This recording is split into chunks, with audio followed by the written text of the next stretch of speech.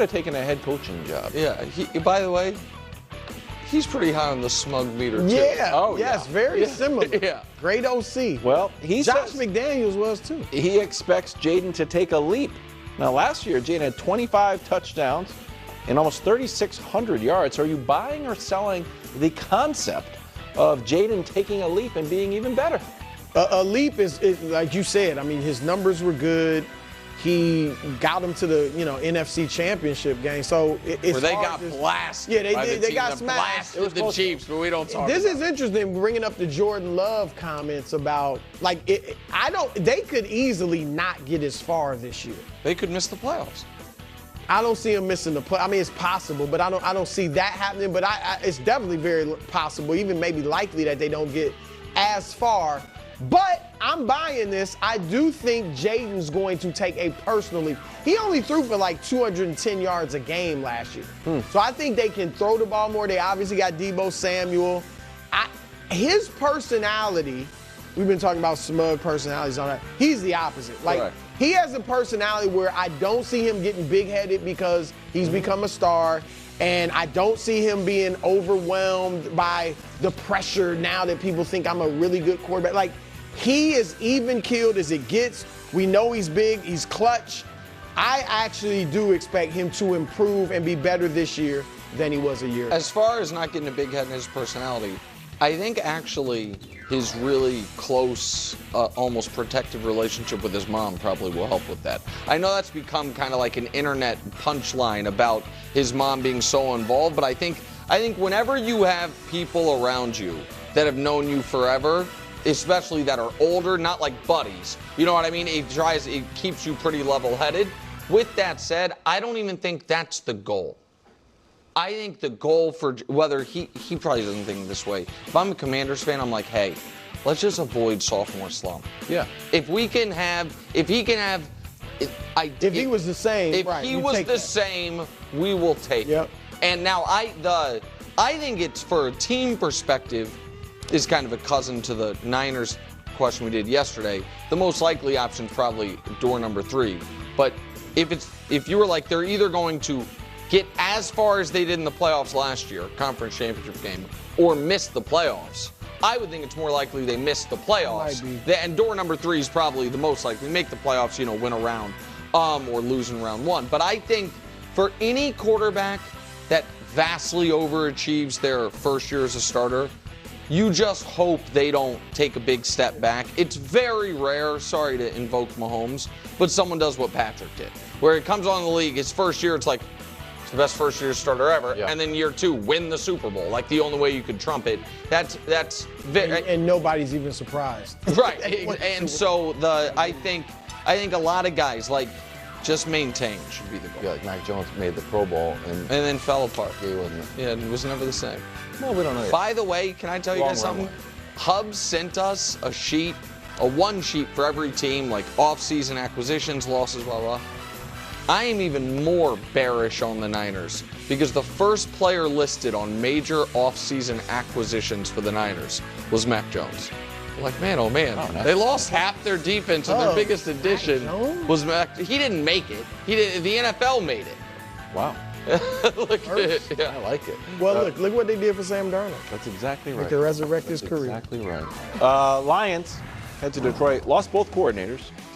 Win total at 10.5 after winning 15 games last year. Wait, Aiden Hutchinson is back and is the defensive favorite to win Defensive Player of the Year. Really? Yes, he's the favorite. That was we were almost going to do that story 3 times. He's gonna be finally got it in. I'll not to encroach on the DraftKings marketplace, but if anyone wants to make those bets with me personally, I'll be the house for those. Is that allowed? Do you need a gambling license? Well, let's not get into Scratch detail. that from the edit that on the Don't- delay. don't- Are whatever you that buying is. or selling that Detroit stays dominant? I'm selling. Oh. Now, I'm not saying they're not going to make the playoffs. They were 15-2. All right? I think the loss of their 2 coordinators is going to be big. Aaron Glenn, Ben Johnson.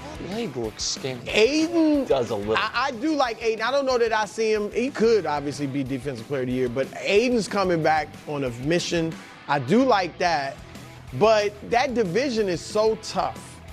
And I think they'll make the playoffs, but I don't think they're gonna be running through the league. And their schedule is a monster.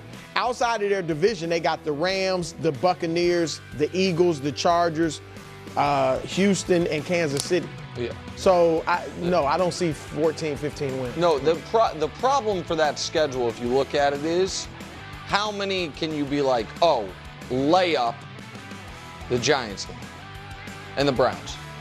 Those are the only like layups. All divisional games are tough. You know what I mean? In any division, particularly that one.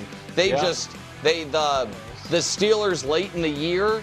The fact that I guess that's in Detroit, so when it is in the year doesn't matter as much. But the fact that the Steelers game is one of your easier games theoretically speaks to that. Listen, can I go just on the schedule before you go? That week 2 game, if Ben Johnson goes into Detroit and like hangs 30 points on them with a trick play, I think that will be demoralizing. And then you go to, I think this could get, and then you're headed to Baltimore. Right. I think you could get off to an ugly start based on that game. I'm just worried about a de facto kind of Super Bowl hangover. Yeah, a little bit. 2 years ago, they're this close to making the Super Bowl. Dan Campbell's like, we might never be there again. They're like, no, we can be. They are the best team in their conference start to finish. They're the ones with the bye. They play a de facto playoff game in Week 18. They play great. They play their worst game of the year in the playoff game, and they're one and done. And then you lose both coordinators. And we've talked a lot about Ben Johnson, understandably, but I think Aaron Glenn's excellent as well. Mm-hmm. And the flip side to your coin of Ben Johnson was the tactician, but Dan Campbell was the motivator. Agreed. But it also means you lost both your tacticians. Yeah. And so, that's so. And they got a very good quarterback, Jared Goff. He's not like Mahomes, Lamar, Burrow. No, he's not a guy that you just Allen. know Yeah, if you know he's what healthy, they're gonna do. he's going to be dominant. Yeah, so I'm selling. Okay. I also, maybe it's just the black. Which one? The black first leg or one. the other? It's the leg in the black sleeve. That just doesn't look Black great. But again, slimming. black is Black is slimming. slimming. I understand. Houston. Here's C.J. Stroud to Ben Arthur on Fox Sports. There's a good article. C.J. talking about iPhones. You've got to be able to adapt and change and upgrade. Every year, the iPhone upgrades, usually when you're sleeping. Sometimes it doesn't take. That's always annoying. I'm like, why didn't it take? You've got to be able to upgrade like that. So that's something that I think we'll do. Personally, a goal of mine is to get better in things that I need to get better in. Are you buying or selling an upgraded CJ, like an iPhone? I'm buying. Now, I do think the team might, as a team, take a step back. I think Indy and I do think Jacksonville are going to be better. All right, so I don't think Tennessee will be better. Yeah. They were the worst team in the league. Right, they got to be better. Right. So I just think that they could have a disappointing season because we obviously expect them to make the playoffs. They don't win the division, it's just disappointing. But CJ was not great last year. You know, it's just simple as that. He declined in every statistical category. All right, so I do expect him to play better. Obviously, Tank Dell, won't be there for most, if not all, of the season. Christian Kirk, I think, can be a good number 2 to Nico Collins. So friend of the show. I think, and Mixon's a good, good running game. So I do think CJ will be better, flat out, but I think the team might not be as good. Sorry, this is not what you're looking for. I agree with that take 100%. I think that is exactly how I feel. I don't think they're going to win the division. I think that all of a sudden, they went into the year with Diggs last year. He's not there. Tank Dell obviously is going to be gone all year. So instead of having, a bounty of weapons on there, it's Nico Collins and then young guys. The offensive line was disastrous last year. It really kneecapped. And it has been in 2 years. Right, and they traded away their best offensive lineman in Tunsil. And again, I know they know that and they addressed it. The best thing they had last year was that secondary, which might have been the best in the league by the end of the year. And I like D'Amico, and I think they'll be actually pretty good defensively. But I agree with Brew. I think CJ will have statistically a bounce-back season, but that's going to be in part because I think they're going to be trailing more than they did necessarily last year. Mm-hmm. And I think that they, for the first time since he's been there, don't win the division. Wow. Okay. Heading up Did you to hear that? Arizona. Those are trumpeters. Cardinals opened up OTAs yesterday. One of our favorite articles came out in Sports Illustrated. Connor Orr delivered 100 bold predictions. Here's one that we're going to dig in on. Buy or selling?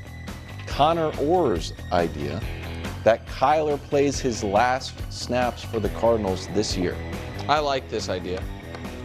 Connor, listen, Connor's 100 bold predictions article every year is a great one. Also because you can always just find things to get mad at because it's 100 bold predictions. He's like, this is bold. Yeah, like what do you want from me? I think I might have even put him on the board a couple years ago for one of them. But after this year, they can cut or more likely trade him, and it doesn't kill him cap-wise, actually gives him cap relief.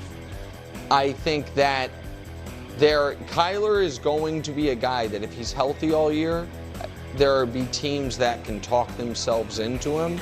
And I think that the Cardinals might feel like, all right, we've seen him his whole career. We know who he is and who he isn't. And at that price point, it doesn't make sense for us. So I buy this because I don't think the Cardinals are all of a sudden going to be back in the playoffs. And so I think this is a smart take and an interesting take, and I honestly kind of wish I had thought of it first. I'm buying it as well. It'll be his 7th year. Yeah, I know. Like, 7th year. It still feels, I know he was hurt a little bit, but it feels like, wow. Like, It feels like he's young because he's small. It feels like he's a lot younger. And I think if he plays the whole year, I think he'll show flashes. He always does. I think he'll have great moments, and I think he'll be completely up and down. And I do think that the team and Kyler will need like a fresh start. So I agree that if it won't hurt them financially for the most part, they can move on.